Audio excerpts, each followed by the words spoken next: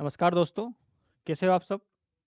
आज मैं जिस टॉपिक के आपके सामने चर्चा करने जा रहा हूँ, वो कुछ पिछले काफ़ी दिनों से चर्चा में बना हुआ है। जैसे कि आपने सुना होगा कि वर्तमान में नेता विपक्ष राहुल गांधी ने चुनाव आयोग के ऊपर आरोप लगाते हुए कहा कि चुनाव आयोग वर्तमान में जो सरकार है उसके साथ मिलीभगत करते हुए चुनाव के साथ मतदाताओं की सूची से छेड़छाड़ कर रहा है।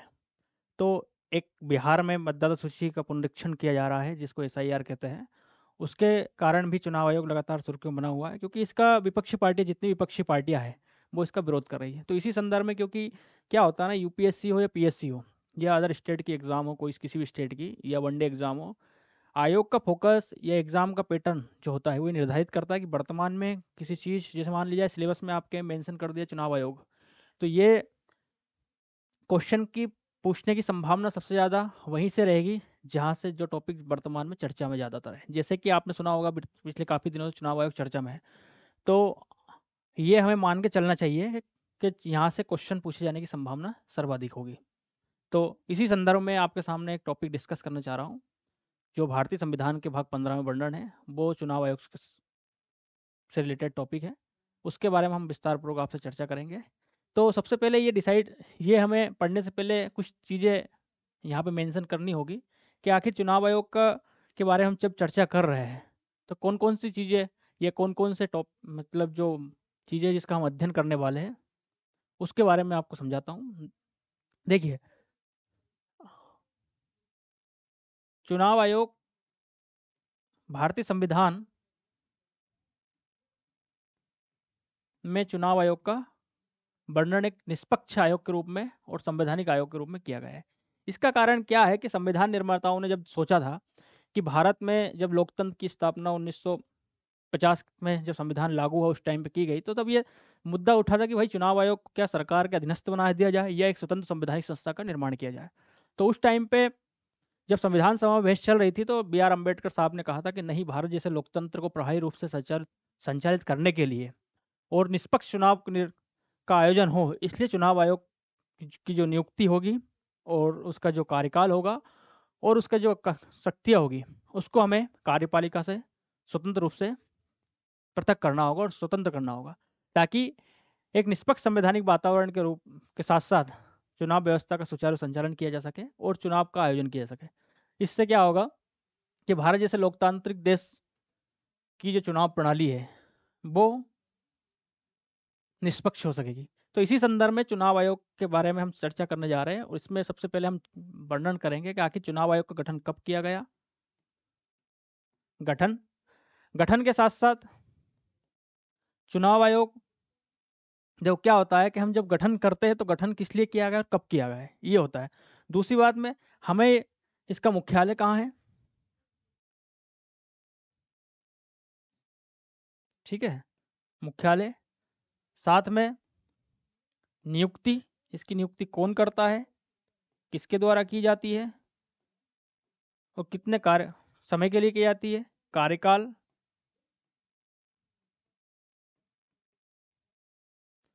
संरचना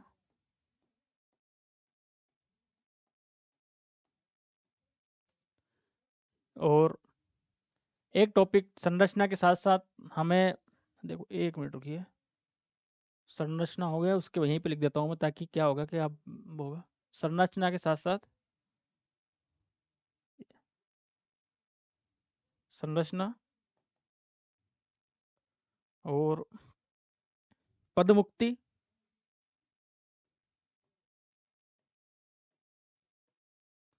और कार्य एवं शक्तियाँ के बारे में हम चर्चा करेंगे, ठीक है। अब क्या होता है कि 26 जनवरी 1950 को भारत का संविधान लागू हुआ, उससे एक दिन पहले 25 जनवरी 1950 को चुनाव आयोग का गठन किया गया और इसके वर्तमान जो चुनाव आयोग का जो थे उस टाइम पे सुकुमार सेन जी थे। चुनाव आयोग का जो गठन था वो 25 जनवरी 1950 को किया गया था और उस टाइम पे चुनाव आयोग एक सदस्य निकाय था। देखो, आपको ये चीज़ें समझनी होगी कि वर्तमान में जो चुनाव आयोग है 3 सदस्यीय है। तो हमें पहले ये समझना होगा कि चुनाव आयोग पहले कितने सदस्य होता था, कब इसको 3 सदस्य बनाया गया। तो पहले क्या था, जब 25 जनवरी 1950 को चुनाव आयोग का गठन किया गया, उस टाइम पे चुनाव आयोग जो था एक सदस्य निकाय था। कितना था? एक सदस्य निकाय। और उस समय चुनाव आयोग के जो अध्यक्ष बनाए गए थे, वो प्रथम चुनाव आयोग के नाम से हम जानते हैं उन्हें। वो क्या कौन थे? सुकुमार जी सेन थे। सुकुमार सेन। तो ये परीक्षा के पॉइंट ऑफ व्यू से ये जो फैक्ट है, ये हमेशा पूछा जाता है कि भारत का प्रथम चुनाव आयोग कौन था, तो उसका नाम क्या आएगा? सुकुमार जी सेन। ठीक है। क्या हुआ, जब समय के साथ साथ चुनाव का कार्यभार बढ़ता गया, भारत की आबादी बढ़ती गई, तो उस समय 1989 में ये महसूस किया जाने लगा कि हमें चुनाव आयोग को बहुत सदस्य निकाय बना देना चाहिए, ताकि क्या होगा कि चुनाव जैसी संस्था है जो अभी एक सदस्य है चुनाव आयोग, उस पर का डिसीजन जो है बहुपक्षीय निकाय के रूप में लिया जाएगा मिलजुल कर, ताकि क्या होगा, एक व्यक्ति के ऊपर का वर्कलोड कम पड़े। इसी को ध्यान में रखते हुए उस समय, जो 1989 की बात है, राजीव गांधी का कार्यकाल था उस टाइम पे, तब चुनाव आयोग को 3 सदस्य निकाय बना दिया गया था। जब चुनाव आयोग को 3 सदस्य निकाय बनाया गया 1989 में, 1989 में चुनाव आयोग को 3 सदस्य निकाय बना दिया गया। ठीक है। तो ये प्रक्रिया जो थी 2 से 3 साल चली, और 1990 एक ही साल चली लगभग, और 1990 में इसको वापस पुनः एक सदस्य बना दिया गया। 1989 में चुनाव आयोग को 3 सदस्य निकाय बनाया गया। देखो 1950 में एक सदस्य था, एक था जिसमें मात्र अध्यक्ष होता था। 1989 में 3 सदस्य निकाय बनाए, जिसमें एक अध्यक्ष प्लस 2 अन्य सदस्य होते थे। फिर वापिस से वही प्रोसेस 1990 में हो गई। 1990 में चुनाव आयोग एक सदस्य निकाय वापिस से हो गया। फिर 1991 में चुनाव आयोग से रिलेटेड एक कानून बनाया गया, चुनाव आयोग सेवा नियुक्ति पद मुक्ति अधिनियम 1991। फिर चुनाव आयोग को पुनः 3 सदस्य निकाय 1993 से, 1993 से चुनाव आयोग वापिस से 3 सदस्य निकाय बन चुका था, जिसमें एक अध्यक्ष और 2 सदस्य होते थे। उसके बाद में ये लगातार ये प्रोसेस जारी है, जो वर्तमान तक वर्तमान तक बनी हुई है। जहां तक हम जानते हैं कि चुनाव आयोग का जो मुख्यालय है वो नई दिल्ली में स्थित है, और इसकी नियुक्ति वर्तमान में राष्ट्रपति द्वारा की जाती है। 2000 आपको पता होगा कि 2023 में सुप्रीम कोर्ट का जजमेंट आया था। वो सुप्रीम कोर्ट का जजमेंट था अनूप कुमार बर्णवाल बनाम भारत संघवाद में। उसमें वर्तमान की चुनाव प्रणाली पे प्रश्न लग रहे थे कि भाई वर्तमान में चुनाव आयोग की नियुक्ति की जा रही है और या पहले से नियुक्ति की जा रही है, वो कहीं ना कहीं उसमें कार्यपालिका का इंटरफेरेंस है, और ऐसे व्यक्तियों को कार्यपालिका चुनाव आयुक्त घोषित कर रही थी जो उससे कहीं ना कहीं रिलेटेड और उनको फायदा पहुंचा रहा है। इन सब चीज़ों को ध्यान में रखते हुए सुप्रीम कोर्ट ने निर्धारण कर दिया गया था कि जब तक संसद 2023 की बात है, अनूप कुमार बर्णवाल जजमेंट आया था सुप्रीम कोर्ट का, अनूप कुमार बर्णवाल, ये याद रखना कि कौन सा ऐसा जजमेंट था सुप्रीम कोर्ट का जिसमें चुनाव आयोग को के रिलेटेड नियुक्ति का एक प्रावधान किया गया था कि चुनाव आयोग में जो नियुक्ति की जाएगी, जब तक संसद कानून ना बना दिया जाए तब तक सुप्रीम कोर्ट का जजमेंट लागू रहेगा। और सुप्रीम कोर्ट ने निर्धारित कर दिया कि चुनाव आयोग की नियुक्ति में एक समिति का गठन किया जाएगा। उस नियुक्ति समिति में 3 सदस्य होंगे, जिसमें प्रधानमंत्री, लोकसभा में विपक्ष का नेता और सुप्रीम कोर्ट का मुख्य न्यायाधीश। यदि सुप्रीम कोर्ट का मुख्य न्यायाधीश अनुपस्थित है तो उसकी जगह पे सुप्रीम कोर्ट का मुख्य न्यायाधीश अपनी एक वरिष्ठतम न्यायाधीश को मनोनीत अपनी जगह पे भेज सकता है। तो उसमें 3 व्यक्ति थे, जिसमें पीएम जो उसका अध्यक्ष रहता है, पीएम, एलओपी लोकसभा विपक्ष का नेता, और chief justice of India CJI.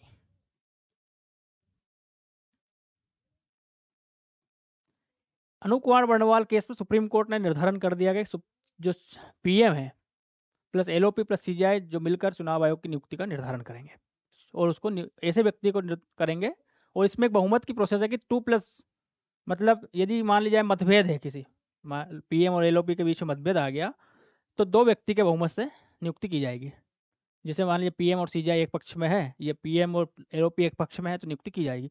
परंतु यदि तीनों का अलग अलग बहुमत है तो उस व्यक्ति की नियुक्ति नहीं की जाएगी। तो इससे क्या होगा कि एक निष्पक्ष प्रोसेस को माना गया कि भाई इसमें अलग अलग कार्यपालिका का हस्तक्षेप है, प्लस न्यायपालिका भी उससे जुड़ी हुई है, एंड विपक्ष का नेता जो हमेशा एलओपी जो होता है सरकार को जवाबदेही ठहराने की कोशिश करता है और सरकार से महत्वपूर्ण मुद्दों पर प्रश्न पूछता है। तो सुप्रीम कोर्ट का ये जजमेंट आया था। फिर वर्तमान सरकार ने 2023 में एक कानून लेके आई और उस कानून के तहत 1991 के अधिनियम को निरस्त कर दिया और एक नई प्रोसेस चुनाव आयोग की नियुक्ति के लिए निर्धारित की गई। और उस नियुक्ति में सरकार को लगा होगा कि भाई कहीं ना कहीं सीजीआई का इंटरफेस जो होगा वो सरकार की नियुक्ति में सरकार के मनपसंद व्यक्ति को सरकार जो चाह रही है वो व्यक्ति को नियुक्त नहीं कर पाएगी। तो फिर सरकार ने क्या करा कि एक अधिनियम 2023 में लेके आई, चुनाव आयोग नियुक्ति पदमुक्ति अधिनियम 2023। इसका नाम था चुनाव आयोग नियुक्ति अधिनियम या पदमुक्ति अधिनियम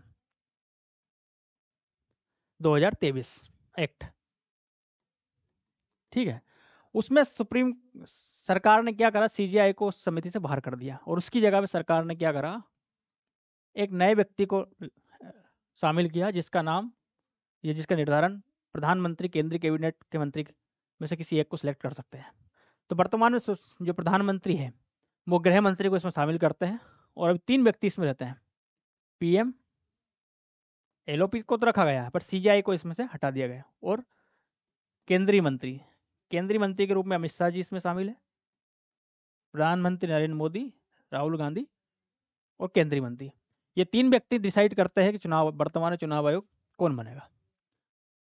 अब देखो, आप समझो कि यदि राहुल गांधी या एलओपी किसी चुनाव आयोग की नियुक्ति का विरोध भी करेगा तो भी प्रधानमंत्री और केंद्रीय मंत्री अपनी इच्छा अनुसार किसी व्यक्ति को चुनाव आयोग बना सकता है। तो ये प्रोसेस ओनली जो 3 सदस्य निकाय में से मुख्य चुनाव आयोग है उसके लिए है।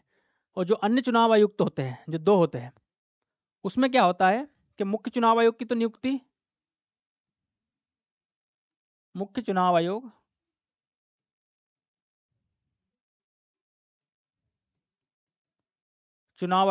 जो एक सदस्य है उसकी नियुक्ति कौन करता है, एक समिति करती है। उस समिति में कौन कौन होते हैं, पीएम प्लस एलओपी प्लस केंद्रीय मंत्री। ठीक है, और 2 अन्य चुनाव आयुक्त जो होते हैं, उन अन्य चुनाव आयुक्त में की नियुक्ति मुख्य चुनाव आयोग की सहमति अन्य चुनाव आयोग की नियुक्ति भी इसी समिति की सिफारिश पर की जाती है। हाँ, चुनाव आयोग के हटाने की प्रोसेस दोनों में अलग अलग है। तो 1+2 अन्य चुनाव आयुक्त होते हैं, इनकी नियुक्ति इनके द्वारा की जाती है। अब वर्तमान में नेता विपक्ष के द्वारा ये आरोप लगाया जाता है कि चुनाव सरकार ने जो अधिनियम लेके आई है वो इसलिए लेके आई ताकि अपनी मनमर्जी के व्यक्ति को इस पर नियुक्त किया जा सके। हमने अभी तक चुनाव आयोग का गठन, उसका मुख्यालय और चुनाव आयोग की नियुक्ति कैसे की जाती है ये समझा है। अब दूसरी बात आई चुनाव आयोग की संरचना से रिलेटेड है। तो संरचना में वही है कि वर्तमान चुनाव आयोग 1+2 एक मुख्य चुनाव आयुक्त और 2 अन्य चुनाव आयुक्त से मिलकर बनता है, जिसका कार्यकाल 6 वर्ष या 65 वर्ष की आयु तक रहेगा। अब चुनाव आयोग का कार्यकाल, जैसे कोई व्यक्ति को चुनाव आयोग आज नियुक्त कर दिया गया है तो उसका कार्यकाल 6 वर्ष रहेगा। यदि उसकी आयु 65 वर्ष से ऊपर हो जाएगी तो उसका कार्यकाल खत्म हो जाएगा। जैसे मान लिया है वर्तमान में किसी व्यक्ति को चुनाव आयोग बनाया जाता है, उसकी उम्र 63 वर्ष है। ठीक है, तो क्या होगा, उसका कार्यकाल जो होगा 65 वर्ष की आयु तक रह सकता है। तो वो 2 वर्ष तक ही चुनाव आयोग रह सकता है। दूसरी बात, एक व्यक्ति जिसकी बी व्यक्ति है उसकी आयु 60 वर्ष है तो 5 वर्ष तक रह सकता है। 6 वर्ष की आयु वही व्यक्ति 6 वर्ष पूरा कार्यकाल वही व्यक्ति कर पाएगा जिसकी आयु लगभग 59 साल के अंतर्गत हो, क्योंकि 65 साल से क्रॉस यदि कोई कर गया तो 6 वर्ष का कार्यकाल पूरा नहीं कर पाएगा। मतलब इसका कहने का तात्पर्य है कि या तो 6 वर्ष का कार्यकाल होगा या उम्र 65 वर्ष होगी। जैसे, और ये भी हमें ध्यान रखना है, जैसे मान लीजिए कोई मुख्य चुनाव आयोग की या अन्य चुनाव आयोग को मुख्य चुनाव आयोग बनाया जाता है तो उनका जो संयुक्त कार्यकाल है, जैसे कोई अभी मान लीजिए अन्य चुनाव आयुक्त तो बी है और उसको मुख्य चुनाव आयोग बना दिया जाता है, परंतु उसका अन्य चुनाव आयोग रहते हुए कार्यकाल 3 वर्ष खत्म हो चुका है, तो वो आगामी 3 वर्ष ही मुख्य चुनाव आयोग रह सकता है, ना कि अलग से 6 वर्ष तक के लिए। तो यह हमें ध्यान रखना होगा कि टोटल कार्यकाल उसका 6 वर्ष होगा, ना कि पृथक से कार्यकाल। ऐसा नहीं होगा कि वो 3 वर्ष अन्य चुनाव आयोग रह चुका है और मुख्य चुनाव आयोग तो बना तो उसको अलग से 6 वर्ष मिलेंगे, नहीं, वो दोनों काउंट करके 6 वर्ष होगा। यदि 3 वर्ष यदि वो अन्य चुनाव आयोग रह रहा है तो वो 3 वर्ष ही मुख्य चुनाव आयोग रह सकता है। अगला टॉपिक आता है जो इसी में अगली हेडिंग जो हम बोलते हैं वो ये है कि चुनाव आयोग को आखिर पदमुक्त कैसे किया जाता है, मतलब उसके पद से चुनाव आयोग को कैसे हटाया जाए। देखो, एक तो चुनाव आयोग स्वतः अपना राष्ट्रपति को अपना इस्तीफा दे सके पदमुक्त हो सकता है, उसको लगा कि नहीं मैं कार्य नहीं कर सकता हूँ, मेरे स्वास्थ्य के आधार पर या कार्य की करने की क्षमता के आधार पर चुनाव आयोग अपने पद से इस्तीफा दे सकता है।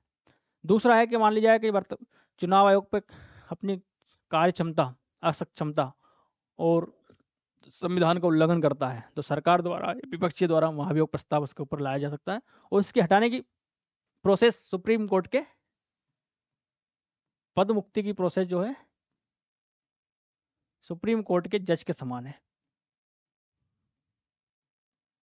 अब ये हमें समझना होगा कि आखिर सुप्रीम कोर्ट के जज के को पदमुक्त कैसे किया जाता है, क्योंकि इसके समान लिख दिया संविधान में, पर सुप्रीम कोर्ट के जज की पदमुक्ति को संसद ने एक अधिनियम 1971 में लाई है, हाई कोर्ट सुप्रीम कोर्ट के पदमुक्ति अधिनियम 1971। उसके तहत ये निर्धारण किया जाता है कि सुप्रीम कोर्ट के जज को कैसे हटाया जाता है। तो सुप्रीम कोर्ट का जज, ये चुनाव आयोग को हटाने की प्रोसेस में क्या होता है कि यदि कोई प्रस्ताव लोकसभा में लाया जाता है तो मिनिमम 100 सदस्यों का उसमें हस्ताक्षर होना चाहिए प्रस्ताव लाने के लिए।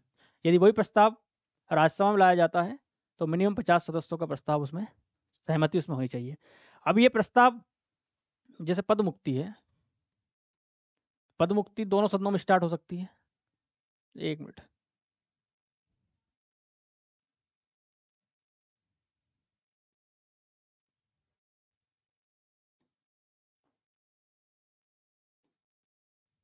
पद मुक्ति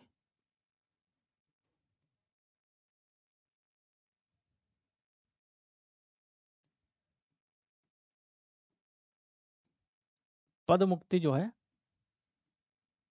सुप्रीम कोर्ट के जज के समान है। अब इसका प्रस्ताव दोनों सदनों में लाया जा सकता है। किस में लाएगा? Lok Sabha plus Rajya Sabha plus Rajya Sabha. लोकसभा में यदि कोई प्रस्ताव लाया जाता है तो 110 सदस्य उसके हस्ताक्षर करेंगे। राज्यसभा में यदि कोई प्रस्ताव लाया जाता है तो 50 सदस्य उस पर हस्ताक्षर करेंगे। जैसे ही प्रस्ताव लोकसभा अध्यक्ष और राज्यसभा के सभापति के समक्ष आता है तो अध्यक्ष और सभापति के पास यह अधिकार, ये स्वविवेक है कि प्रस्ताव को स्वीकृति दे अथवा ना दे। यदि अध्यक्ष क्या करता है, इस प्रस्ताव को स्वीकृति दे देता है, स्वीकृति दे देता है तो एक 3 सदस्य समिति का गठन करता है जिसमें मुख्य न्यायाधीश ऑफ सीजीआई, एक मुख्य, उसमें 3 सदस्य होते हैं। भारत का चीफ जस्टिस होता है, सुप्रीम कोर्ट का एक न्यायाधीश होता है, या सुप्रीम कोर्ट का न्यायाधीश यदि चीफ जस्टिस के खिलाफ लाया जाएगा सीजीआई के अलावा जो वरिष्ठ न्यायाधीश होगा वो होगा, प्लस एक हाई कोर्ट का मुख्य न्यायाधीश होगा, प्लस एक वरिष्ठ विधिवेत्ता, 3 होगा उसमें। मतलब यदि मान लीजिए चुनाव आयोग के खिलाफ यदि ये स्वीकृति मिल जाती है तो सीजीआई प्लस हाई कोर्ट का मुख्य न्यायाधीश, किसी भी हाई कोर्ट का हो सकता है वो, प्लस एक वरिष्ठ विधिवेत्ता जो वकील होगा वरिष्ठ, जिसको ऐसा अध्यक्ष समझता है कि ये व्यक्ति को इसमें आना चाहिए, जो कानून का जानकार है, संविधान का ज्ञाता है, तो उस व्यक्ति को अध्यक्ष सभापति एक समिति का गठन करेंगे। अब ये समिति क्या करती है कि इन चुनाव आयोग या सीजीआई के खिलाफ जो आरोप लगाए जाते हैं उस आरोप की जांच की जाती है, और जांच करने के दौरान यदि वो पाती है कि भाई साहब चुनाव आयोग के ऊपर जो आरोप लगाया गया वो सही है, तो वो क्या करती है, जैसे लोकसभा में प्रस्ताव स्वीकृति लोकसभा अध्यक्ष को अपने रिपोर्ट प्रस्तुत करती है, राज्यसभा में दी जाती है तो राज्यसभा के सभापति को अपनी रिपोर्ट देती है। फिर क्या करता है लोकसभा अध्यक्ष या राज्यसभा का सभापति इस प्रस्ताव पर मतदान के लिए रखता है। अब ये ध्यान रखना होगा, मतदान जो होगा 2/3 बहुमत से पारित होना चाहिए। जैसे मान लीजिए ये प्रस्ताव यदि 2/3 बहुमत से पारित प्रस्ताव नहीं होता है, तो भले ही वो आरोपी को मतलब जो भी उस पे आरोप लगे वो सही पाया गया, फिर भी वो उसको हटाया नहीं जा सकता, क्योंकि ये प्रावधान किया गया कि चुनाव आयोग, सीजीआई या हाई कोर्ट के जज को हटाने के लिए 2/3 बहुमत से प्रस्ताव को पारित किया जाएगा। जैसे ही प्रस्ताव पारित हो जाएगा तो वो राज्यसभा में जाएगा और वहाँ भी 2/3 बहुमत से पास करना होगा। यदि राज्यसभा में प्रस्ताव है तो यहाँ 2/3 बहुमत से पास करने के बाद लोकसभा में जाएगा, और लोकसभा में पास होने के बाद में राष्ट्रपति इस पर हस्ताक्षर कर देंगे, तब वो अपने पद से पदमुक्त माना जाएगा। तो पदमुक्ति की प्रोसेस थोड़ी जटिल है और बड़ी टफ है, इसीलिए इसको टफ और जटिल बनाया गया है कि ताकि सीजीआई हो, केग हो और हाई कोर्ट या के न्यायाधीश हो, सुप्रीम कोर्ट के अन्य न्यायाधीश हो, प्लस मुख्य चुनाव आयुक्त हो। इसको पदमुक्त करने की प्रोसेस इसलिए कठिन है कि इनको अपने निर्णय स्वविवेक और किसी भी कार्यपालिका के दबाव में या विपक्ष के दबाव में अपने निर्णय से ये रुके ना। अब हमें ये जानना होगा कि सीजीआई जो हमने मुख्य चुनाव आयुक्त है उसको हटाने की प्रोसेस समझा है। मुख्य चुनाव आयोग को हम सीजीआई के समान, ये सुप्रीम कोर्ट के जज के समान इसको हटा सकते हैं, परंतु तो अन्य चुनाव आयुक्त हैं, तो अन्य चुनाव आयुक्त को हटाने के लिए ये प्रोसेस नहीं लागू होगी। अन्य चुनाव आयुक्त को हटाने के लिए यदि मुख्य चुनाव आयुक्त तो राष्ट्रपति को सलाह देता है कि अन्य चुनाव आयुक्त में से कोई एक व्यक्ति या दोनों व्यक्ति को हटाया जाए, तो राष्ट्रपति उस व्यक्ति को हटा सकता है। मतलब कि अन्य चुनाव आयोग को हटाने की पावर मुख्य चुनाव आयोग में निहित कर दी है। जहां पर डिसीजन लेने में यदि सर्वसहमति का अभाव हो तो बहुमत से निर्णय लिया जाता है मुख्य चुनाव और अन्य चुनाव आयुक्त में। वहां पे दोनों में बराबर पावर है, वेतन भत्ते बराबर है, कार्य और शक्तियां बराबर है, परंतु यदि उनको हटाया जाएगा तो मुख्य चुनाव आयोग को पावर ज़्यादा दी गई है और उसके हटाने की प्रोसेस कठिन है। बाकी अन्य चुनाव आयोग को मुख्य चुनाव आयोग पर निर्भर कर दिया गया है। अब आती है पुनर्भुक्ति। क्या मुख्य चुनाव आयुक्त को अपने कार्यकाल 6 वर्ष या 65 वर्ष की आयु, मान लीजिए किसी को मुख्य चुनाव आयुक्त बनाया गया है और उसका कार्यकाल 6 वर्ष समाप्त हो जाता, किंतु उसकी आयु जो है 65 वर्ष अभी नहीं हुई है, तो क्या सरकार ऐसे व्यक्ति को पुनर्नियुक्त कर सकती है? तो ये 2023 का अधिनियम हो, इस संविधान में पुनर्नियुक्ति का प्रावधान नहीं किया गया है। यानी कि मुख्य चुनाव आयुक्त को अपने पद पर दोबारा पुनर्नियुक्त नहीं किया जा सकता। इसका कारण यह है कि मुख्य चुनाव आयुक्त यदि पुनर्नियुक्ति का प्रावधान किया जाएगा तो हो सकता है कि सरकार के दबाव में आकर वो निर्णय ले, क्योंकि उसको ये लगेगा कि आगे भाई मुझे पुनर्नियुक्त होना है, अपने पद पर बने रहना है, तो इसीलिए मुख्य चुनाव आयुक्त को पुनर्नियुक्ति नहीं दी जाती। और हाँ, अन्य चुनाव आयुक्त को मुख्य चुनाव आयुक्त बनाया जा सकता है, ये आपको ध्यान रखना। जहां तक कार्यकाल की बात है, मुख्य चुनाव आयुक्त का कार्यकाल 6 वर्ष जो आपको मैंने बताया था होता है। स्वतंत्रता, अपने कार्य करने के लिए मुख्य चुनाव आयोग को पूर्ण स्वतंत्रता दी गई है। नंबर 1, कार्यालय में कौन से अधिकारी को नियुक्त करना है, किसकी कहाँ नियुक्ति होगी, या दूसरी बात, आचार संहिता लागू होने के बाद में चुनाव आयुक्त को ही डिसीजन करता है कि कोई व्यक्ति की कहाँ का स्थानांतरण होगा और क्या किसी को निलंबित करना है या क्या काम करना है, वो चुनाव आयोग निर्धारण करेगा। दूसरा, उसके वेतन भत्ते भारत की संचित निधि पे भारित होते हैं। ये आपको ध्यान रखना होगा, संचित निधि पे जो वेतन होता है उस पर संसद में मतदान नहीं होता है, तो संचित निधि पे भारित होता है उसका वेतन भत्ते। दूसरा, उसको हटाने की प्रोसेस बहुत टफ है। तीसरा, 2023 में एक प्रोविजन किया गया था कि मुख्य चुनाव आयुक्त को और अन्य चुनाव आयुक्त को कानूनी कार्रवाई से जो कोई निर्णय लिया जाता है उस निर्णय के खिलाफ कोई भी कानूनी कार्रवाई अपने कार्यकाल के दौरान लिए गए निर्णय में कोई कानूनी कार्रवाई नहीं की जाएगी, तो ये उन्हें स्वतंत्रता दी गई है। 2023 के चुनाव जो 2023 का अधिनियम है, उस अधिनियम में एक प्रोविजन जो उस टाइम में मैं बताना चाह रहा था वो नहीं बता पाया, अब मैं बताता हूँ कि उसमें 3 सदस्यीय समिति जो होती है उसमें एक सर्च समिति का भी प्रावधान किया गया है। सर्च समिति जो होती है वो केंद्रीय विधि मंत्री के अधीन गठित होती है और सर्च समिति में 5 मेंबर होते हैं।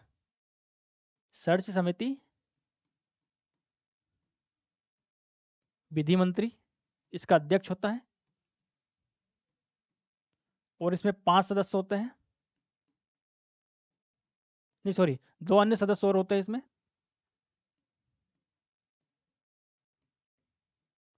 और ये सदस्य निर्धारित करते हैं ऐसे लोगों को, ऐसे 5 लोगों को जो मुख्य चुनाव आयुक्त और अन्य चुनाव आयुक्त बन सकते हैं। 5 अन्य लोगों का नाम की सिफारिश किसको करती है? नियुक्ति समिति को। और नियुक्ति समिति के पास ये शक्ति होती है कि वह चाहे तो वह इन 5 मेंबर में से किसी एक व्यक्ति को चुनाव आयुक्त या चुनाव आयुक्त या मुख्य चुनाव आयुक्त बना सकती है, या इसके बाहर के व्यक्ति को भी चुन सकती है।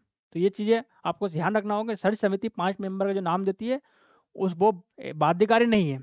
चाहे तो नियुक्ति समिति 5 मेंबर में से किसी को बना सकती है, चाहे 5 के अलावा भी किसी व्यक्ति को मुख्य चुनाव आयुक्त या चुनाव आयुक्त बना सकती है। दूसरा है कि मुख्य भाई चुनाव आयोग का कार्य क्या है। तो हमने पढ़ा है कि भारतीय संविधान के भाग 15 में आर्टिकल 324 से 329 के बीच में चुनाव आयोग का वर्णन है। ठीक है, आर्टिकल 324 से लेकर 329 के बीच में चुनाव आयोग का वर्णन है। तो 324 में प्रावधान किया गया है कि भारत का एक चुनाव आयोग होगा। 324 में प्रावधान किया गया है कि निर्वाचन के अधीक्षण और निर्देशन के लिए भारत में एक चुनाव आयोग का गठन किया जाएगा। और 325 में प्रावधान किया गया है कि किसी व्यक्ति को धर्म, जाति, मूल, वंश, लिंग, जन्म स्थान के आधार पर वोट डालने के अधिकार से वंचित नहीं किया जाएगा। भाई 326 में सबसे मेन चीज है 326 में ही प्रोविजन किया गया है कि राज्य की विधानसभा हो या लोकसभा हो का जो चुनाव होगा वो किसके आधार पर होगा? आर्टिकल 326 के तहत। आर्टिकल 326 के तहत किया गया है चुनाव जो होगा वयस्क मताधिकार के आधार पर होगा। किसका?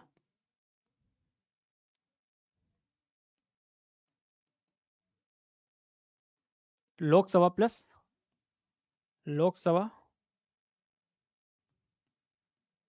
विधानसभा। ठीक है, इसका चुनाव का निर्धारण वयस्क मताधिकार के आधार पर होगा। दूसरा, चुनाव आयोग विधानसभा हो, लोकसभा हो, राज्यसभा हो और राष्ट्रपति, उपराष्ट्रपति, इनका चुनाव कराने की शक्ति रखता है। और यदि मान अभी वर्तमान में उपराष्ट्रपति का चुनाव की प्रोसेस चल रही है तो वो कार्य कौन करेगा? चुनाव आयोग करेगा। आर्टिकल 327 कहता है कि विधायिका का चुनाव करने की प्रावधान करने की शक्ति संसद में निहित है और संसद इसके लिए कानून का निर्माण कर सकती है कि किसी भी राज्य की विधायिकाओं के चुनाव के संबंध में जो भी प्रावधान करने हैं वो प्रावधान का निर्धारण कौन करता है? संसद करती है। आर्टिकल 328 विधानसभा को ऐसे अधिकार दिया गया कि वो निर्वाचन संबंधी प्रावधान कर सकती है। और 329 में निर्वाचन के मामलों पर न्यायालयों के हस्तक्षेप लगाया गया। मतलब निर्वाचन चुनाव आयोग क्या डिसीजन लेता है, किस कोई व्यक्ति चुनाव आयोग द्वारा सर्टिफिकेट दिया जाता है तो चुनाव याचिका के अलावा कोई सी याचिका न्यायालय में स्वीकार नहीं होगी। वो याचिका चुनाव याचिका के माध्यम से न्यायालय में लगी जाएगी। मतलब न्यायालयों का अनावश्यक हस्तक्षेप आर्टिकल 329 के तहत चुनाव आयोग पर बाध्यकारी नहीं होगा। न्यायालय हस्तक्षेप नहीं कर सकता। उसका रीजन ये है कि चुनाव आयोग अपना स्वतंत्र निर्णय ले सके। अभी तक हमने चुनाव आयोग के बारे में विस्तार से चर्चा की है। कार्य के बारे में हम समझते हैं कि चुनाव आयोग का आखिर कार्य क्या है। आयोग का कार्य होता है राष्ट्रपति, उपराष्ट्रपति, विधानसभा, विधान परिषद। मान लिया किसी राज्य में विधान परिषद है, लगभग 6 राज्यों में विधान परिषद है।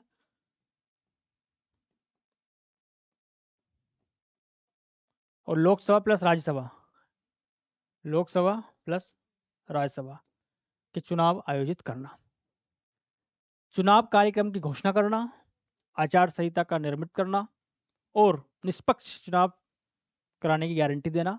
यदि कोई चुनाव में बूथ कैप्चरिंग होती है, अवैध मतदान डलता है, चुनाव आयोग को शक्ति है कि वो चुनाव उस बूथ कैप्चर या उस पूरे विधानसभा क्षेत्र के चुनाव को रद्द कर सकता है और दोबारा चुनाव आयोजित कर सकता है। मतदाता सूची बनाना, कब समय समय पर उसका पुनरीक्षण करना, नई मतदाता सूची बनाना, ये सब कार्य चुनाव आयोग के हैं। अभी तक वर्तमान में चुनाव आयोग जो है आप सभी जानते हैं कि 3 सदस्यीय निकाय है, जिसमें मुख्य चुनाव आयुक्त ज्ञानेश कुमार जी हैं। दोस्तों आप बताइए, आपको किस अभी तक जो टॉपिक समझाया उसमें कुछ दिक्कत हो? कोई भी दिक्कत हो, कोई भी डाउट हो तो पूछ सकते हो। इसके बाद में हमने जितना ही टॉपिक आपसे डिस्कस किया है वो उससे रिलेटेड जितने प्रीवियस ईयर क्वेश्चन पेपर या वैकल्पिक प्रश्न ऐसे जो एमसीक्यू बन सकते हैं, जो मैंने इसमें डिसाइड करूंगा, आपके साथ डिस्कस करूंगा। एक टॉपिक और है जिसकी मैं आपके साथ में चर्चा करना चाह रहा हूँ, जो वर्तमान लगातार चर्चा बना हुआ, वो है उपराष्ट्रपति का पद। आपने देखा होगा कि पिछले जो अभी वर्तमान में जो अभी गया था मानसून सत्र, उस मानसून सत्र के दौरान दूसरे दिन ही उपराष्ट्रपति जगदीप धनखड़ ने अपने पद से इस्तीफा दे दिया था, और स्वास्थ्य कारणों के आधार पर ही पद से इस्तीफा दिया गया था। अभी तक ऐसा पता नहीं चला कौन सा स्वास्थ्य कारण था, पर ठीक है, हम उस चीज़ में नहीं जाते। हमें ये डिस्कस करना है कि भाई वो राजनीतिक चर्चा हमारे सिलेबस का पार्ट नहीं है। उन्होंने क्यों दिया, क्या दी, किस लिए दिया, हमें कोई मतलब नहीं है। हमें ये डिसाइड करना है, हमें ये डिस्कशन करना है, क्या उपराष्ट्रपति का पद वर्तमान में चर्चा में क्यों है, क्योंकि इससे रिलेटेड क्वेश्चन परीक्षा में आने की संभावना रहती है। जो टॉपिक हॉट टॉपिक रहता है करंट में, उससे रिलेटेड उसका जो बेसिक बैकग्राउंड, उससे क्वेश्चन हमेशा पूछे जाते हैं, ये पूछे गए हैं एग्जाम में। तो हमें उपराष्ट्रपति के पद के बारे में और उपराष्ट्रपति के चुनाव के बारे में और उपराष्ट्रपति का पद चर्चा में क्यों है, इसके बारे में आपसे मैं चर्चा करना चाहता हूँ। देखिए, टॉपिक का नाम है उपराष्ट्रपति।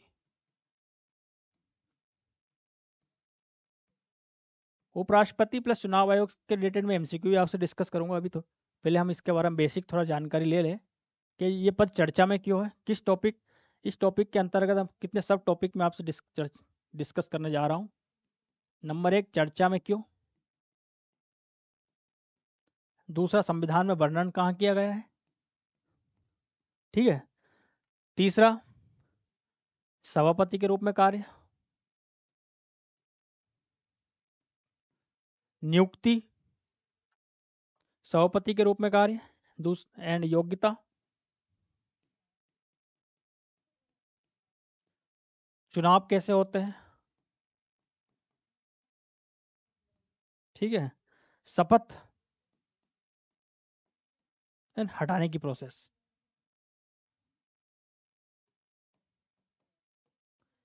इससे रिलेटेड मैं आपके सामने इतने टॉपिक, सब टॉपिक चर्चा में क्यों था, मैंने अभी आपसे डिस्कस किया कि अभी हाल ही में उपराष्ट्रपति जगदीप धनखड़ ने इस्तीफा दिया और नए राष्ट्रपति उपराष्ट्रपति के चुनाव किए जा रहे हैं, जिसमें एनडीए और इंडिया ने अपने उम्मीदवारों की घोषणा कर दी। नामांकन हो गया, 9 सितंबर को इसका चुनाव है और उसी दिन उसका मतदान, उसका जो रिजल्ट है वो आ जाएगा। दूसरा, वर्णन। भाई, उपराष्ट्रपति का पद का वर्णन संविधान के भाग 5 के तहत, संविधान के भाग 5 में आर्टिकल 63 के तहत किया गया है। अनुच्छेद किस में किया गया है, अनुच्छेद 63 में। अनुच्छेद 63 कहता है कि भारत का एक उपराष्ट्रपति होगा, और जो भारत का सेकंड लार्जेस्ट, फर्स्ट में तो क्या है, राष्ट्रपति जो है संवैधानिक सबसे बड़ा, मतलब प्रथम नागरिक माना जाता है। द्वितीय नागरिक कौन माना जाता है, उपराष्ट्रपति, संवैधानिक तौर पर। हम सभी जानते हैं पावरफुल तो प्रधानमंत्री होता है, परंतु यदि किसी कार्यक्रम में यदि प्रधानमंत्री और उपराष्ट्रपति दोनों हैं, तो उस कार्यक्रम में जो प्रोटोकॉल है उसमें उपराष्ट्रपति को सम्मान प्रधानमंत्री कंपेयर ज़्यादा मिलेगा और उन्हें चीफ गेस्ट बनाया जाएगा, ठीक है। ये आप ध्यान रखना होता है कि भाई ये जो दूसरा आर्टिकल 64, आर्टिकल 64 में प्रावधान किया गया है कि आर्टिकल 64 कि जो आर्टिकल 63 के तहत जिस व्यक्ति को उपराष्ट्रपति बनाया जाता है, वो आर्टिकल 64 के तहत राज्यसभा का उपसभापति होगा। मतलब कि उपराष्ट्रपति के लिए संविधान में कोई अलग से कार्य शक्ति निर्धारित नहीं की गई है, उसका एक ही कार्य निर्धारित कर दिया है कि भाई जो भी उपराष्ट्रपति होगा वो राज्यसभा का क्या होगा, उपसभापति, वो राज्यसभा का सभापति होगा। आर्टिकल 64 में क्या हो गया कि जो भी उपराष्ट्रपति होगा वो राज्यसभा का सभापति होगा, और सभापति के रूप में इसके कार्य का वर्णन किया गया है, ठीक है। एक इसका कार्य, एक मतलब अल्पकाल के लिए जब राष्ट्रपति अपना पद से नियुक्त की मृत्यु हो जाए या राष्ट्रपति अपने पद से इस्तीफा दे दे, तो उस प्रोसेस में ये 6 महीने तक, मैक्सिमम 6 महीने तक राष्ट्रपति के रूप में कार्य कर सकता है। उसके अलावा उपराष्ट्रपति का एकमात्र कार्य यदि है तो सभापति के रूप में है। कौन व्यक्ति उपराष्ट्रपति बन सकता है, कौन बनेगा उपराष्ट्रपति, ये इसके लिए हमें समझना हो कि इसकी योग्यता क्या क्या होगी। कौन व्यक्ति उपराष्ट्रपति बन सकता है, जैसे वर्तमान में चुनाव चल रहा है तो उसमें 2 व्यक्ति, जैसे सीपी राधाकृष्णन जी एंड जी किशन वो रेड्डी जी, शायद उसका तमिलनाडु के जो सुप्रीम कोर्ट के, आंध्र प्रदेश के रेड्डी साहब जो वर्तमान में इंडिया गठबंधन के उम्मीदवार हैं, और सुप्रीम कोर्ट के न्यायाधीश रह चुके हैं। तो इनकी योग्यता क्या है कि भाई उसकी आयु कम से कम कितनी होनी चाहिए? कम से कम 35 वर्ष। 35 वर्ष, ठीक है। दूसरी योग्यता उसकी क्या है कि भाई साहब एक तो भारत का नागरिक तो होना ही है, भारत का नागरिक हो, 35 वर्ष की आयु कम से कम होनी चाहिए, ठीक है। राज्यसभा का सदस्य बनने की योग्यता होनी चाहिए, उसके अंदर क्या होनी चाहिए? राज्यसभा का सदस्य बनने की योग्यता उसमें होनी चाहिए। और एक अगला है लाभ के पद पर ना हो। लाभ का पद से आशय है कि संसद ने लाभ का पद ना हो। कोई व्यक्ति जैसे ऐसे पद जो सरकार द्वारा कार्यालय वेतन प्राप्त करता हो तो ऐसे पद को लाभ का पद माना गया है, परंतु उसमें भी सरकार ने, ये संसद ने अपवाद बना दिया, जैसे उपराष्ट्रपति, राष्ट्रपति, मुख्यमंत्री, प्रधानमंत्री, मंत्री, राज्यपाल, ये लाभ के पद पर नहीं होंगे। मतलब ऐसे यदि कोई राज्यपाल और उपराष्ट्रपति का चुनाव लड़ रहा है तो वो अपने पद से इस्तीफा दिए बगैर भी उपराष्ट्रपति का चुनाव लड़ सकता है। यदि वो जीत जाता है तब उसको अपने राज्यपाल पद से, जैसे एनडीए ब्लॉक के जो उम्मीदवार है राधाकृष्णन जी, वो महाराष्ट्र के राज्यपाल है, तो उन्होंने अपने पद से इस्तीफा, उनकी इच्छा हो तो दे सकता है, नहीं तो उसको ऐसा कोई संविधान में ऐसा प्रावधान नहीं किया कि वो अपने पद से इस्तीफा दे, क्योंकि वो अपवाद है राज्यपाल, ठीक है। तो राज्यपाल वो चुनाव लड़ेंगे, चुनाव जीत गए तब वो इस्तीफा देंगे, नहीं जीते, हार गए तो राज्यपाल बने रहेंगे। तो योग्यता में क्या होना चाहिए? भारत का नागरिक होना चाहिए, 35 वर्ष की आयु कम से कम हो, राज्यसभा का सदस्य बनने की योग्यता। अब राज्यसभा का सदस्य बनने की योग्यता संविधान में निर्धारित की गई है, जैसे कम से कम उसकी 30 वर्ष की आयु होनी चाहिए, वही जब चीज़ें जनप्रतिनिधि अधिनियम के तहत कुछ योग्यता है उसकी, लाभ का पद धारण ना किया हो। उसके बाद में चुनाव, आर्टिकल 66 में उपराष्ट्रपति का चुनाव कैसे होता है भाई साहब? उपराष्ट्रपति का चुनाव आर्टिकल 66 में वर्णन किया हुआ है। आर्टिकल 66 में वर्णन किया है कि उपराष्ट्रपति का जो चुनाव होगा वो कैसे होगा? अप्रत्यक्ष और एकल संक्रमणीय, गुप्त मत, एकल संक्रमणीय और गुप्त मतदान के द्वारा। अप्रत्यक्ष तात्पर्य है कि ये जनता द्वारा सीधा नहीं होगा। हमारे यहाँ प्रत्यक्ष चुनाव की प्रणाली है जिसमें नगरीय निकाय, विधानसभा और लोकसभा में वयस्क मताधिकार के आधार पर चुनाव का क्या किया जा रहा है? चुनाव किया जाता है।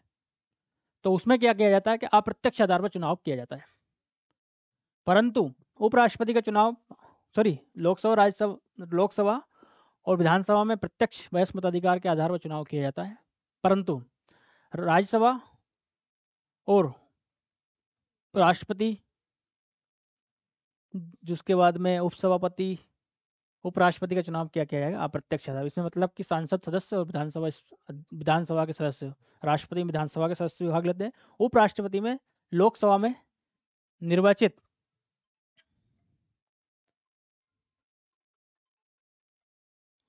हेलो, लगो मैं थोड़ी देर से जाकर मैं क्लास में हूँ। तो भाई सॉरी, थोड़ा कॉल आ गया था। उपराष्ट्रपति का चुनाव अप्रत्यक्ष आधार पर होगा, एकल संक्रमणी मत प्रणाली के माध्यम से होगा। मतलब कि क्या होगा कि राज्यसभा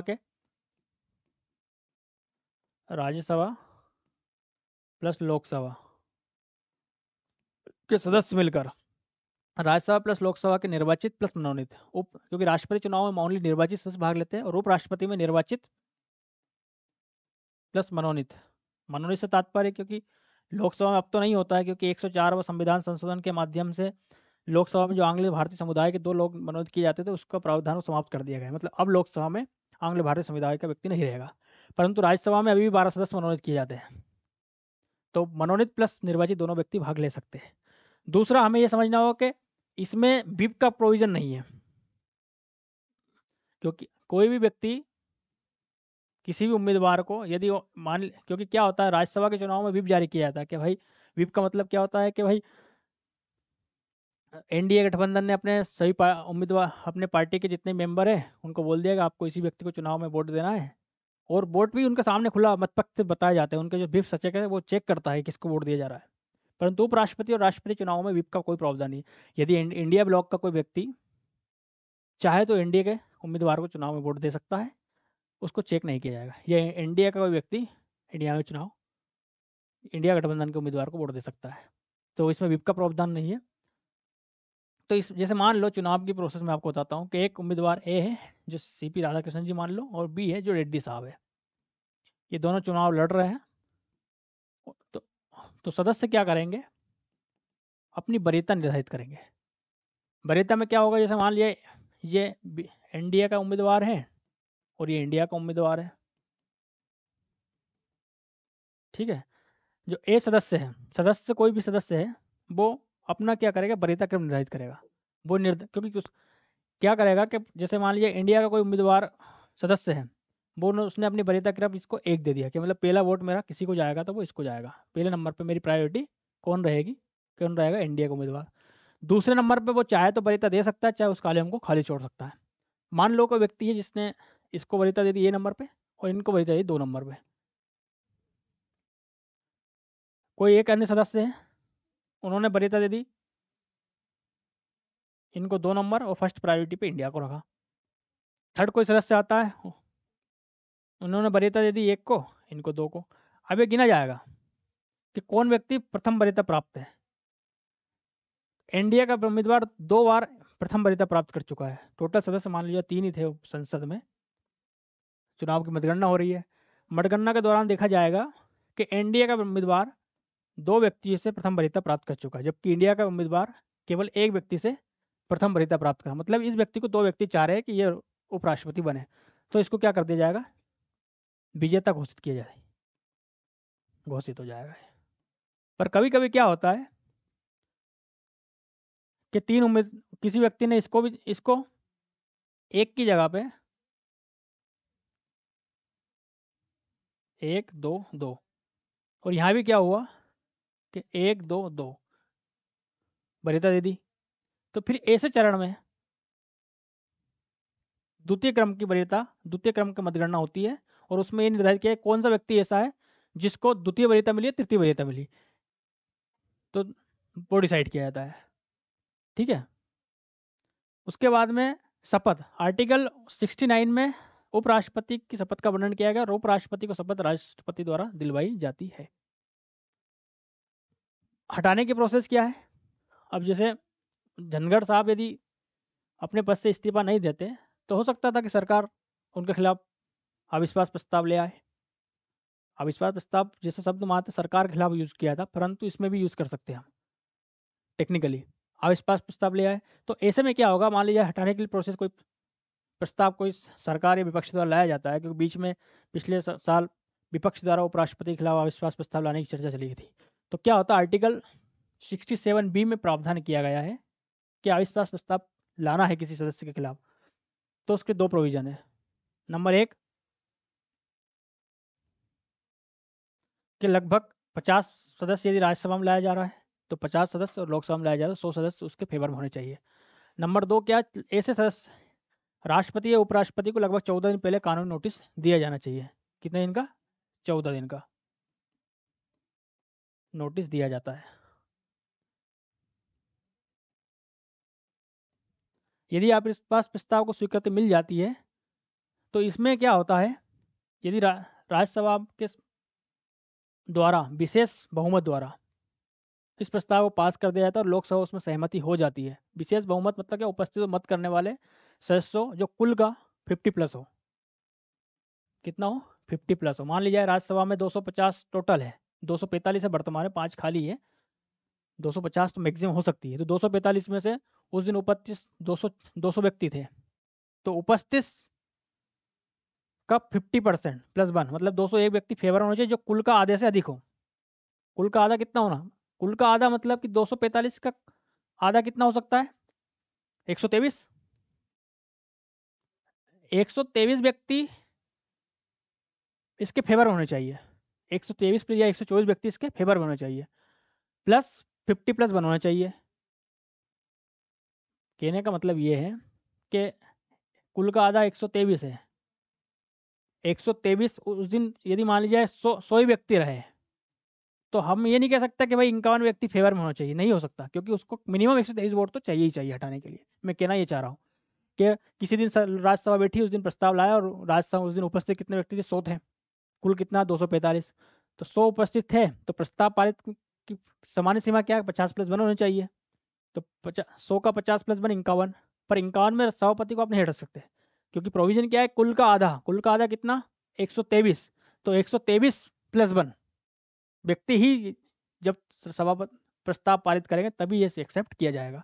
और ये प्रस्ताव फिर पास होने के बाद लोकसभा में जाता है। लोकसभा में सामान्य प्रोसेस कि भाई 50 उपस्थित या मत करने वाले में 50% व्यक्ति यदि फेवर में है तो उस प्रस्ताव को पारित कर दिया जाएगा और उस पर राष्ट्रपति की सहमति ली जाएगी और उसे प्रस्ताव हटा दिया जाएगा। सबसे पहले आता है उपराष्ट्रपति का कार्य। आर्टिकल 64 में उप सभापति के रूप में करता है वो, सभापति के रूप में कार्य है उसके। सभापति के रूप में उसके कार्य क्या है? नंबर 1, सदन का संचालन करना, कार्य का संचालन करना, सदन का संचालन करना, प्रस्ताव विपक्ष द्वारा लाए गए विभिन्न प्रस्तावों को, इस सरकार द्वारा लाए गए विभिन्न प्रस्तावों को स्वीकृति देना या अस्वीकृति करना। ठीक है, प्रस्तावों को स्वीकृति देना, को स्वीकृति या अस्वीकृति। तीसरा क्या है? विभिन्न समितियों के अध्यक्ष और सदस्यों की नियुक्ति करना, जैसे कि लोक लेखा समिति हो गई, है ना, कार्य संचालन समिति हो गई, आचार संहिता हो गई, आदि समिति का क्या करना? अध्यक्ष और सदस्यों की नियुक्ति करना। दल बदल अधिनियम जो 1985 में लाया गया था 52वें संविधान संशोधन अधिनियम के माध्यम से, तो उसमें दल बदल अधिनियम में कोई व्यक्ति अयोग्य पाया जाता है उसको अयोग्यता को घोषित करना, ये उपसभापति के कार्य है। अभी तक हमने हाँ, अभी तक मैं आपसे उपराष्ट्रपति और चुनाव आयोग के बारे में चर्चा कर चुका हूँ। उसमें किसी प्रकार का आपको डाउट हो तो आप क्वेश्चन। हाँ क्या? नहीं, ऐसा नहीं है। चुनाव आयोग जो होता है स्वतंत्र रूप से काम करता है। सरकार द्वारा विपक्ष द्वारा जो आरोप लगाए ऐसा नहीं है। ठीक है, चुनाव आयोग ने समय पर जवाब दिया है, उसकी अलग चर्चा है, उसको राजनीतिक रूप से हमें इस पर डिस्कस नहीं करना चाहिए। हमें ये देखना है कि भाई चुनाव आयोग से रिलेटेड जो क्वेश्चन है वो कैसे बनते हैं। ठीक है, हम अभी जितने भी हमने डिस्कशन किया उससे रिलेटेड मैंने कुछ आपके सामने कुछ क्वेश्चन लेके आया हूँ, उसके बारे में आपसे डिस्कस करता हूँ। देखिए, पहला क्वेश्चन है, मुख्य चुनाव आयुक्त और चुनाव आयुक्तों का कार्यकाल कितना होता है? बताइए फटाफट। मुख्य चुनाव आयुक्त और चुनाव आयुक्तों का कार्यकाल कितना होना चाहिए? कितना निर्धारण किया गया है? ये सही बात, एकदम सही आपका सवाल का आंसर है। 6 वर्ष या 65 वर्ष की आयु, ये उनका क्या है? कार्यकाल। दूसरा क्वेश्चन है, मुख्य चुनाव आयुक्त को पद से कौन हटा सकता है? प्रधानमंत्री ए, राष्ट्रपति संसद की सहमति से बी, भारत का मुख्य न्यायाधीश, गृह मंत्री। अभी आपके सामने मैंने चुनाव आयोग के हटाने की प्रोसेस का वर्णन किया था, समझाया था। आप लोगों के आंसर देने के तरीके से पता चल रहा है कि आपको सब कुछ समझ में आ चुका है। आंसर होगा बी, राष्ट्रपति संसद की सहमति से। अगला क्वेश्चन है, चुनाव आयोग के सदस्य के प्रति उत्तरदायी होते हैं? बताइए। ये क्वेश्चन संसद, राष्ट्रपति, न्यायपालिका, जनता, क्या होगा इसका आंसर? जल्दी जल्दी बताइए। अभी मैंने आपको बताया था कि चुनाव आयोग अपना पद इस्तीफा किस सौंपते हैं? राष्ट्रपति को। ठीक है, नियुक्ति कौन करता है? राष्ट्रपति। तो चुनाव आयोग जो होगा अपने पद के प्रति राष्ट्रपति के प्रति क्या होगा? उत्तरदायी होगा। राष्ट्रपति इसकी रिपोर्ट को संसद में प्रस्तुत करेगा, पर इनडायरेक्टली किसके प्रति है? डायरेक्टली राष्ट्रपति के प्रति है और इनडायरेक्टली संसद के प्रति है। तो ये चीज़ ध्यान रखना हमें। और इसमें थोड़ा तार्किक आप आंसर दे सकते थे कि भाई चुनाव जो व्यक्ति जिसकी नियुक्ति कर रहा है, बड़ा अधिकारी छोटे अधिकारी नियुक्ति कर रहा है, तो उसकी जिम्मेदारी बड़े के ऊपर रहेगी ना। उसी को रिपोर्ट दे रहा है, वही उसको पद से हटा रहा है। पद से हटाने में भी प्रोविजन है कि संसद की सिफारिश पर राष्ट्रपति उसको पद से हटाएगा। तो कौन हटा रहा है? राष्ट्रपति। सिफारिश भले संसद कर रही है, पर हटाने की ताकत किसके पास है? राष्ट्रपति के पास। तो हमें देखना है, यदि हम तार्किक रूप से सोचते तो हम इसका आंसर क्या लगाते हैं? राष्ट्रपति। संसद नहीं होगा इसका आंसर, डायरेक्टली राष्ट्रपति होगा। इनडायरेक्टली संसद में रिपोर्ट प्रस्तुत करता है राष्ट्रपति, इसलिए इनडायरेक्टली है, परंतु जिम्मेदारी किसके प्रति है? राष्ट्रपति के प्रति। ठीक है, और अगला क्वेश्चन, ये चुनाव आयोग की स्वतंत्रता और जिम्मेदारी से संबंधित क्वेश्चन है, चुनाव आयोग का कार्यकाल सुनिश्चित करने का उद्देश्य है। भाई क्या कारण है कि चुनाव आयोग का कार्यकाल सुनिश्चित हो 6 वर्ष और 65 साल? पहला क्वेश्चन, न्यायपालिका पर नियंत्रण रखना, कार्यपालिका स्वतंत्र सुनिश्चित करना, सी है राष्ट्रपति की शक्तियां बढ़ाना, डी है संसद की शक्तियां सीमित करना। क्या होगा इसका आंसर? वेरी गुड, आपका आंसर सही है, कार्यपालिका से स्वतंत्र सुनिश्चित करना। क्योंकि चुनाव आयोग को स्वतंत्र और संवैधानिक रूप से सशक्त इसलिए बनाया गया है कि कार्यपालिका इसमें हस्तक्षेप ना करे। किंतु वर्तमान में चुनाव आयोग की परिस्थिति जो कुछ चीज़ों पे संदिग्धता पाई जा रही है और इसको राष्ट्र ऐसा कहा जा रहा है विपक्ष द्वारा कि इसमें कार्यपालिका के कहने पर ये कार्य कर रहा है। चलो, अब सबके अपने अपने आरोप है, सिद्ध होंगे उसके बाद ही हम कह पाएंगे, इसलिए हम किसी पे अब टीका टिप्पणी नहीं करते। अगला क्वेश्चन, संविधान के अनुच्छेद 324 के अंतर्गत चुनाव आयोग किस चुनाव के संचालन के लिए जिम्मेदार है? नंबर 1, केवल लोकसभा राज्यसभा के चुनाव, केवल विधानसभा के चुनाव, संसद राज्य विधानमंडल राष्ट्रपति उपराष्ट्रपति के चुनाव, केवल पंचायत चुनाव। मैंने तुमसे बताया था कि जो आर्टिकल 326 है उसमें क्या लिखा गया है कि चुनाव बहस मताधिकार पर लोकसभा विधानसभा का चुनाव करवाएगा, प्लस साथ में ही राज्यसभा विधान और उपराष्ट्रपति राष्ट्रपति का चुनाव भी कौन करता है, का आयोजन कौन करवाता है? चुनाव आयोग। यह संसद से तात्पर्य है लोकसभा, संसद से तात्पर्य है लोकसभा प्लस राज्यसभा, विधानमंडल से तात्पर्य विधानसभा प्लस विधान परिषद, और राष्ट्रपति और उपराष्ट्रपति। चुनाव कौन करा रहा है? चुनाव आयोग। ठीक है, अगला क्वेश्चन है, चुनाव आयोग की स्वतंत्रता सुनिश्चित करने के लिए कौन सा प्रावधान किया गया है? उसके वेतन और भत्ते संसद द्वारा तय होते हैं, उसके वेतन भारत की संचित निधि से लिया जाता है, उन्हें प्रधानमंत्री की सहमति से हटाया जा सकता है, उन्हें राष्ट्रपति बिना कारण हटा सकते हैं। बताइए आंसर क्या होगा? सी आंसर कैसे हो सकता है? आपने क्या तर्क लगाया इसमें? उन्हें प्रधानमंत्री की सहमति से हटाया सकता है, ऐसा मैंने कहीं पढ़ा है आपको? मैंने तो ये पढ़ाया था कि चुनाव आयोग, मुख्य चुनाव आयुक्त की जो है संसद की सिफारिश पर राष्ट्रपति हटा सकता है। अभी ये क्वेश्चन डिस्कस किया आपके सामने, इससे पहले वाला। हाँ, तो अन्य चुनाव आयोग को मुख्य चुनाव आयोग की सिफारिश पढ़ाया जाता है, ना कि प्रधानमंत्री की सिफारिश। और क्वेश्चन क्या पूछा गया है कि चुनाव आयोग की स्वतंत्रता सुनिश्चित करने के लिए कौन सा प्रावधान किया गया है? उसका प्रावधान ये है, मैंने बताया था कि उसका वेतन भारत की संचित निधि से भारित किया जाता है, ताकि उसमें संसद में मतदान नहीं किया जाए। चर्चा हो सकती है संसद निधि में, संचित निधि पर जो भी वेतन भारित होते हैं, सुप्रीम कोर्ट का जज हो, केग हो, चुनाव आयोग हो इत्यादि, उन पर चर्चा हो सकती है, परंतु उसमें मतदान नहीं हो सकता। यही मैंने आपसे चर्चा की ना। चर्चा होना अलग बात है, मतदान अलग। चर्चा कर लिया आपने, जैसे मान लीजिए है आपने किसी व्यक्ति की जो सैलरी है, मेरी सैलरी पे आपने चर्चा के लिए सर की सैलरी इतनी होगी, काका का जो भी होगी, परंतु क्या मेरी सैलरी को आप चर्चा करने के दौरान कम कर सकते हो? नहीं, जब तक कि आपको मतदान का अधिकार ना हो। मतदान में मान लीजिए कोई संसद में प्रस्ताव लेके आया, संसद में कोई सदस्य कि चुनाव आयोग की वेतन वर्तमान 2 लाख से कम करके, मान लो 2 लाख सैलरी है तो उससे कम कर 1 लाख कर दी जाए, तो ऐसा नहीं हो सकता, क्योंकि उनके वेतन बढ़ते उनके कार्यकाल के दौरान कम नहीं किया जा सकता। ये आपको मैंने पढ़ाया था अभी थोड़ी देर पहले। तो इसी प्रकार यदि मतदान के लिए इसको रख दिया जाएगा तो कोई व्यक्ति प्रस्ताव ला जाएगा और पास हो गया तो कम हो जाएगी सैलरी, इसीलिए उसको वेतन संचित निधि से दिया जाता है और उसमें मतदान नहीं हो सकता। ठीक है, गुड। अगला क्वेश्चन है, चुनाव आयोग के संदर्भ में मॉडल कोड ऑफ कंडक्ट आचार संहिता कब लागू होता है? पहला ऑप्शन ए, चुनाव परिणाम घोषित होने के बाद, दूसरा चुनाव प्रक्रिया पूरी होने के बाद, चुनाव कार्यक्रम घोषित के साथ, नामांकन पत्र भरने के साथ। मैंने बताया था कि चुनाव आयोग जो आचार संहिता लगती है वो चुनाव कार्यक्रम, जैसे ही चुनाव आयोग ने चुनाव कार्यक्रम घोषित कर दिए उसके तत्काल उसी क्षण क्या हो जाएगा, आचार संहिता लागू हो जाएगी।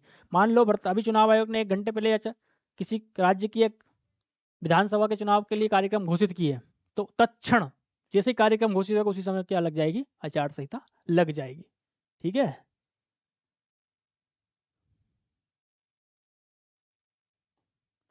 भारत में बहुसदस्यीय चुनाव आयोग की शुरुआत कब हुई थी? बताइए। मैंने बताया था कि 25 जनवरी 1950 को, 1950 पहले एक बार डिस्कस कर लेते हैं, 1962, 1989, 1990। वेरी गुड, क्या आंसर आएगा इसका? 1990। आपसे मैंने चर्चा की थी कि 25 जनवरी 1950 को चुनाव आयोग का गठन किया गया था और प्रथम चुनाव आयुक्त सुकुमार जी बने थे सेन। और 1950 से लेकर 1989 तक एकल सदस्य चुनाव आयोग था। उसके बाद में 1989 में 3 सदस्यीय चुनाव आयोग का गठन किया गया, तो 1990 एक साल बाद फिर पुनः 1 सदस्यीय चुनाव आयोग बना दिया गया। उसके बाद में पुनः 1993 को 30 सदस्य निकाय। प्रथम बार पूछा गया तो 16 अक्टूबर 1989 को क्या हुआ था, चुनाव आयोग 3 सदस्य बनाया गया था। वेरी गुड, आपके आंसर लगभग आपके एक्यूरेसी 90% है, मतलब आपने पूरे टॉपिक को सही से सुना और सही से समझा, इसके लिए तारीफ के काबिल हो आप। वर्तमान चुनाव आयोग कितने सदस्य हैं? अभी मैंने बताया कि वर्तमान चुनाव आयोग 3 सदस्य है, जिसमें एक मुख्य चुनाव आयुक्त प्लस 2 अन्य चुनाव आयुक्त होते हैं।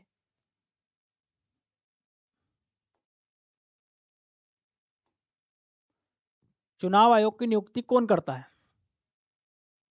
नंबर 1 है प्रधानमंत्री, नंबर 2 है राष्ट्रपति, नंबर 3 है संसद, नंबर 4 है लोकसभा अध्यक्ष। वेरी गुड, राष्ट्रपति।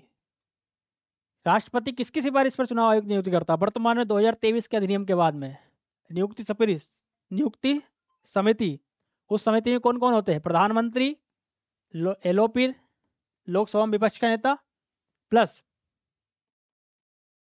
केंद्रीय मंत्री। तो तीनों की सिफारिश पर कौन इसकी नियुक्ति करता है? राष्ट्रपति। राष्ट्रपति इसकी पदमुक्ति करता है, परंतु सिफारिश संसद की होनी चाहिए। संसद की सिफारिश पर राष्ट्रपति चुनाव आयोग को हटा सकता है। चुनाव आयोग का कार्य नहीं है, क्या नहीं है? चुनाव तिथि का तय करना, निर्वाचन क्षेत्रों का निर्धारण करना, चुनाव में राजनीतिक दलों को मान्यता देना, मतदाता सूची तैयार करना। मैंने आपको बताया चुनाव आयोग का कार्य क्या क्या है। चुनाव तिथि तय करता है, राजनीतिक दलों को मान्यता देता है, मतदाता सूची तैयार कर, परंतु चुनाव आयोग चुनाव क्षेत्र का निर्धारण नहीं करता है। इसका निर्धारण परिसीमन आयोग करता है, जो मैं तुम्हें संसद में बताऊंगा परिसीमन आयोग क्या होता है।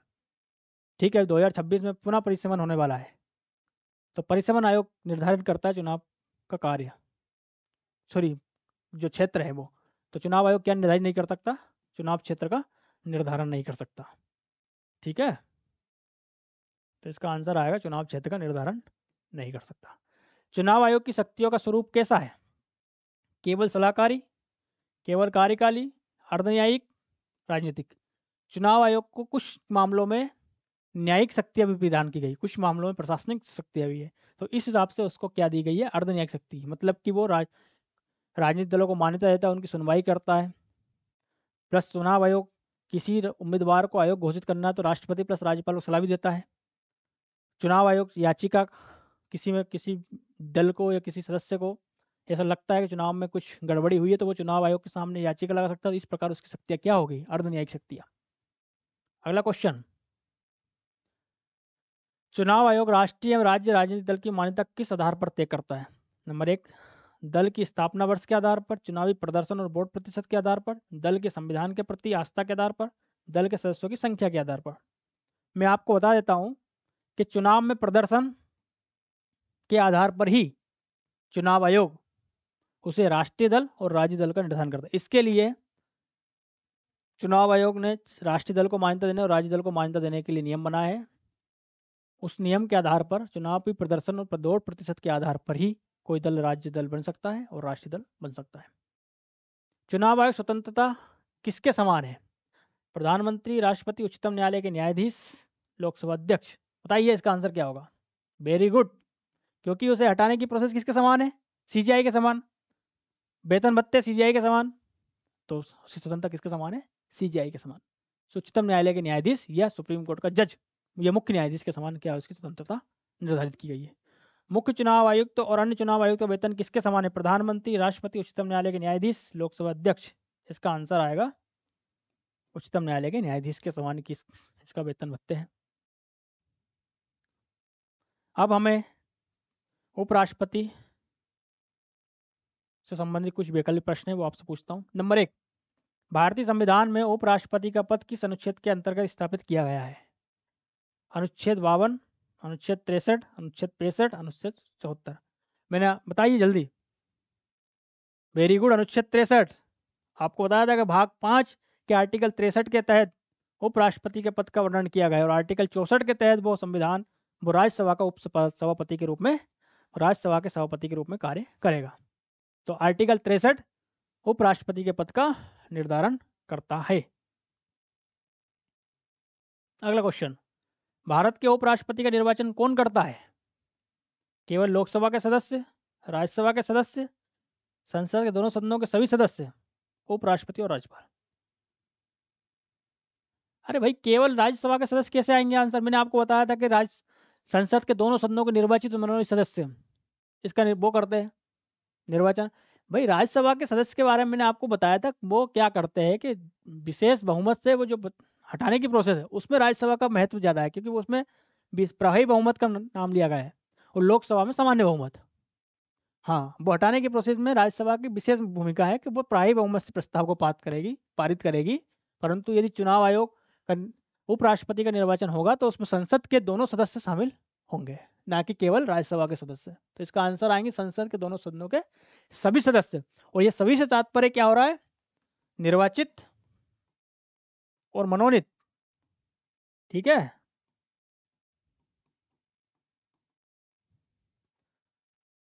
उपराष्ट्रपति के चुनाव में मतदान कौन करता है? वही क्वेश्चन है, सॉरी सेम क्वेश्चन है ये। यदि भारत के उपराष्ट्रपति का पद रिक्त हो जाए तो कितने समय के भीतर चुनाव संपन्न करना आवश्यक? जैसे कि अभी वर्तमान में ऐसी परिस्थितियां निर्मित हो चुकी है, पूर्व उपराष्ट्रपति जगदीप धनखड़ के द्वारा अपने पद से इस्तीफा देने के बाद में ये पद खाली हो गया था, तो यह पद मैक्सिमम 6 महीने तक रह सकता है। तो इसीलिए वर्तमान में चुनाव आयोग ने इसके पद का भरने के लिए चुनाव कार्यक्रम निर्धारित घोषित कर दिया। 9 सितंबर को इसका मतदान है। तो 6 माह मैक्सिमम टाइम कितना है? जो आपने सही उत्तर दिया है कि 6 माह। 6 माह के अंतर्गत इसका चुनाव कराना आवश्यक होता है। उपराष्ट्रपति को हटाने के लिए किस सदन द्वारा प्रस्ताव पारित किया जाना आवश्यक है? लोकसभा, राज्यसभा, संसद के दोनों सदस्य, राष्ट्रपति। क्या आंसर आएगा? फिर वही गलती भाई, राज्यसभा कैसे आएगा? नहीं, राज्यसभा नहीं हो सकता। राज्यसभा इसलिए नहीं हो सकता, राज्यसभा मैंने हटाने का बोला था कि ये विशेष बहुमत, जब कोई प्रस्ताव राज्यसभा में लाया जाता है तो प्रभावी बहुमत से राज्यसभा से पारित किया जाता है। ठीक है, उसके बाद में लोकसभा में भी जाएगा और वहां पे साधारण बहुमत से राज्यसभा, लोकसभा में आएगा तो लोकसभा इसको क्या करेगी? साधारण बहुमत से पास करेगी। ये बताया था मैंने आपको। तो इसमें दोनों की सहमति आवश्यक है ना, तो संसद के दोनों सदनों के द्वारा इसको प्रस्ताव को पारित किया जाना आवश्यक है और उसमें राष्ट्रपति हस्ताक्षर करता है और राष्ट्रपति इसको पद से मुक्त कर देता है। राज्यसभा में उपराष्ट्रपति किस पद पर कार्य करते हैं? अध्यक्ष, चेयरमैन, उपाध्यक्ष, नेता प्रतिपक्ष, महासचिव। हाँ, अध्यक्ष को ही सभापति कहा गया है। अध्यक्ष को ही राष्ट्र सभा के संदर्भ में सभापति कहा जाता है, लोकसभा के संदर्भ में अध्यक्ष कहा जाता है। वेरी गुड, शानदार आंसर आपका। मतलब कहीं ना कहीं आपकी तैयारी सही दिशा में चल रही है, आपको विषय की समझ अच्छी हो गई है धीरे धीरे, और आप रेगुलर क्लास में बने रहोगे तो आपको पूरा एक एक डाउट जो संविधान से रिलेटेड, राज्य व्यवस्था के हम टॉपिक पढ़ रहे हैं, भारतीय संविधान, वो पूरा एक एक पहले व्यवस्थित तरीके से उसका वर्णन किया जाएगा, उसको समझाया जाएगा आपको। उसके बाद में उससे रिलेटेड क्वेश्चन का आपको अध्ययन कराया जाएगा, प्रैक्टिस करवाई जाएगी, ताकि आप अपनी तैयारी को सही दिशा में ले जा सके। ठीक है, अगला क्वेश्चन क्या है? भारत के प्रथम उपराष्ट्रपति कौन थे? ये क्वेश्चन मेरे द्वारा नहीं बताया गया, पर मैं आपको बता देता हूँ कि भारत के प्रथम राष्ट्रपति राजेंद्र प्रसाद जी थे और भारत के प्रथम उपराष्ट्रपति डॉक्टर सर्वपल्ली राधाकृष्णन जी थे, और ये भारत के दूसरे राष्ट्रपति बाद में बने थे। ठीक है, तो ये आपको ध्यान रखना है कि भारत के प्रथम उपराष्ट्रपति डॉक्टर सर्वपल्ली राधाकृष्णन जी थे और ये भारत के दूसरे राष्ट्रपति भी बने थे, और भारत रत्न प्राप्त करता भी व्यक्ति है ये। ठीक है, अगला क्वेश्चन है, उपराष्ट्रपति का कार्यकाल कितने वर्षों के लिए होता है? नंबर 1 4 वर्ष, 5 वर्ष, 6 वर्ष, 7 वर्ष। देखो, उपराष्ट्रपति का कार्यकाल 5 वर्ष के लिए होता है, ये आपने सही आंसर लगाया है, परंतु इसकी उम्र निर्धारित नहीं है। राष्ट्रपति, उपराष्ट्रपति, प्रधानमंत्री ऐसा नहीं है कि इतनी उम्र तक ही बनेंगे। जैसे कि चुनाव आयोग और सुप्रीम कोर्ट के जज के संदर्भ में किया गया है कि मैं सुप्रीम कोर्ट का जज 65 साल तक रह सकता है, और चुनाव आयोग 6 वर्ष और 65 वर्ष रह सकता है, पर इसमें 5 वर्ष है, परंतु दोबारा चुनाव 5 मिनट निर्वाचित हो सकता है। ठीक है, 5 वर्ष। यदि राष्ट्रपति पद रिक्त हो जाता है तो उपराष्ट्रपति कार्यकारी राष्ट्रपति बनते हैं, तो उस अवधि में केवल राष्ट्रपति का कार्य करेंगे, राष्ट्रपति और उपराष्ट्रपति दोनों का कार्य करेंगे, केवल उपराष्ट्रपति का कार्य करेंगे, कोई कार्य नहीं करेंगे। आंसर आएगा इसका केवल राष्ट्रपति का कार्य करेंगे, क्योंकि उस समय उपराष्ट्रपति का कार्य कौन करता है? उपसभापति। मतलब उपराष्ट्रपति सभापति के रूप में कार्य नहीं करेगा, उस दौरान उपसभापति उसकी भूमिका निभाएगा। ठीक है, अगला क्वेश्चन, उपराष्ट्रपति का चुनाव कौन सी प्रणाली से होता है? उपराष्ट्रपति का चुनाव कौन सी प्रणाली से होता है? प्रत्यक्ष निर्वाचन द्वारा, बी अनुपातिक प्रतिनिधित्व प्रणाली एकल हस्तांतरणी मत द्वारा, सी बहुमत प्रणाली द्वारा, और डी गुप्त द्वारा। एक गुप्त मतदान तो उसमें इंक्लूड किया जाता है कि अप्रत्यक्ष मतदान होगा गुप्त प्रणाली के माध्यम से, परंतु इसका नाम क्या? अनुपातिक प्रतिनिधित्व एकल हस्तांतरणी मत। जो मैंने आपको बताया था कि मत कैसे ट्रांसफर होते हैं, प्रति चरण द्वितीय चरण की मतगणना आपको बताई थी, तो उस हिसाब से ये इसका आंसर आएगा अनुपातिक प्रतिनिधित्व प्रणाली के माध्यम से। उपराष्ट्रपति का पद शपथ किसके द्वारा दिलाई जाती है? मैंने बताया था कि आर्टिकल 69A, याद आया सबको? वेरी गुड, भारत के राष्ट्रपति के द्वारा।